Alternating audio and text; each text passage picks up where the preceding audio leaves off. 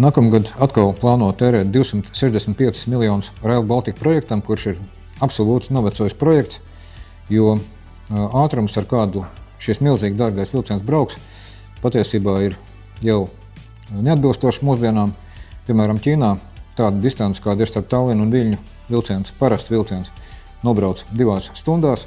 Šeit ir paredzēta stipri lēnāka kustība un visi šie milzīgi izdevumi patiesībā arī citādi ir pilnīgi bezjēdzīgi, jo, diemžēl, tuvākajos 10 gadēs šis projekts Latvijas teritorijā netiks pabeigts.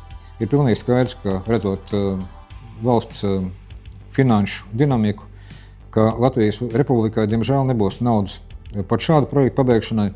Līdz ar to viss tas, kas tur ir uzcelts pie lidostas vai Daugavā tie tilta balsti, kuri arī tuvākā laikā netiks pabeigti, tas viss ir pilnīgi absolūti bezjēdzīgi izmesta nauda, kura pie tam vēl daļai izskatās sadalīta dažādu korupcijas schēmu ietvaros. Tā ka patiesībā tas, kas ir jādara, ir jāpārtrauc šim tērēt 100 miljonus projektam, kuru valsts nav spējīga pabeigt.